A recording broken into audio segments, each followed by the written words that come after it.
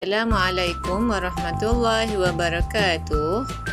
Pada hari ini kita akan menyambung kembali pembelajaran kita untuk pelajaran adab.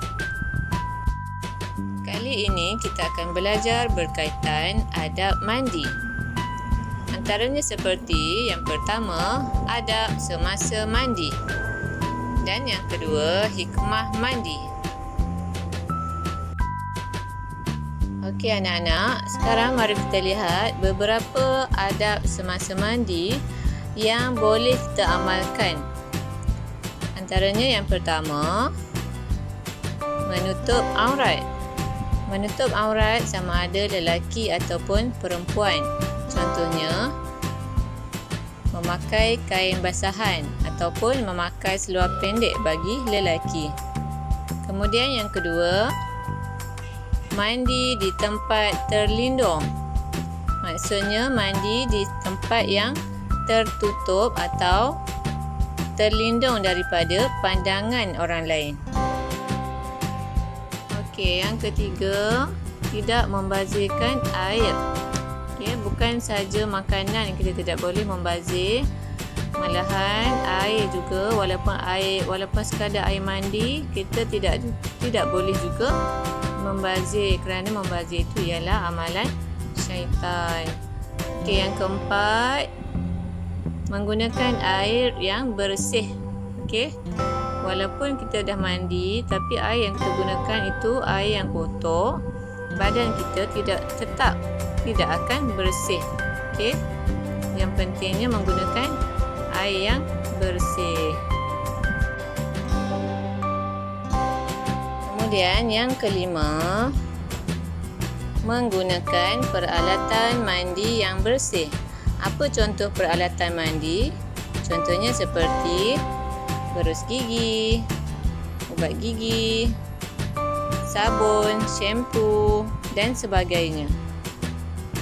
Yang keenam, memulakan mandi dengan anggota sebelah kanan. Boleh diamalkan mula menjirus air ke sebelah kanan terlebih dahulu semasa mandi. Yang ketujuh, menghilangkan kotoran pada badan. Maksudnya, sebelum kita mandi, pastikan kotoran yang ada pada badan dibersihkan terlebih dahulu. Kemudian yang ke-8, menggunakan peralatan mandi dengan baik.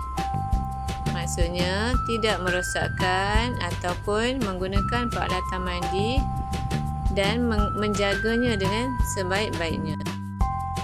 Dan yang terakhir sekali, yang ke-9, lap badan selepas mandi menggunakan tuala yang bersih. Selepas selesai mandi, pastikan kamu mengelap badan sebelum memakai baju dengan menggunakan tuala yang bersih. Kerana jika guna tuala yang kotor, badan tetap akan menjadi tidak bersih. Okey, kemudian mari kita lihat apa dia hikmah mandi. Hikmah mandi ini maksudnya kebaikan jika kita mandi setiap hari serta mengamalkan adab-adab ketika mandi. Hikmah mandi. Yang pertama, hilang kotoran di badan. Okey, bila kita mandi, kotoran yang ada pada badan akan hilang. Sebab bila kita mandi, badan kita akan dibersihkan dan menjadi bersihlah berbanding sebelum kita mandi. Kemudian yang kedua, badan lebih segar. Okey, bila kita mandi, badan kita akan lebih segar. Contohnya, ketika waktu pagi sebelum awak pergi sekolah, mesti awak mandi dulu kan.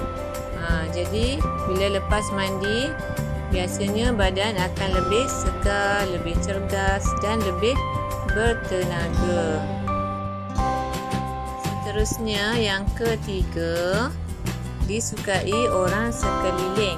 Apabila kita mandi, badan kita akan rasa bersih, akan rasa segar, akan bau lebih wangi. Jadi itu memberi keselesaan kepada diri kita untuk berada di kalangan orang yang ramai lah. Jadi orang sekeliling kita pun akan rasa selesa, dan kita akan rasa suka berada dekat dengan kita. Dan yang keempat, dijauhi sebarang penyakit. Okey, antara seperti kalau kita tak mandi, mungkin badan kita akan jadi gatal-gatal. Okey, jika kita sentiasa mandi ataupun menjaga adab mandi, insya-Allah kita boleh dijauhi penyakit yang berkaitan dengan kebersihan diri. Kemudian yang kelima, mendapat pahala. Macam mana mandi boleh mendapat pahala? Sebab bila kita mandi, badan kita akan bersih, dan bila kita mandi itu menunjukkan yang kita menjaga kebersihan. Kebersihan itu ialah sebahagian daripada iman, dan Allah suka kepada orang yang menjaga kebersihan. Dan seterusnya yang keenam, disukai Allah dan Rasul. Okey. Kebersihan ialah sebahagian daripada iman, dan Allah sukakan orang yang menjaga kebersihan. Okey anak-anak, nampaknya itu sahaja yang kita belajar pada hari ini, iaitu berkaitan adab mandi dan juga hikmah ataupun kebaikan mandi. Okey, Ustazah harap anak-anak boleh faham sedikit sebanyak apa yang saya terangkan. Okey. Dan moga kita berjumpa lagi di tajuk yang lain. Assalamualaikum warahmatullahi wabarakatuh.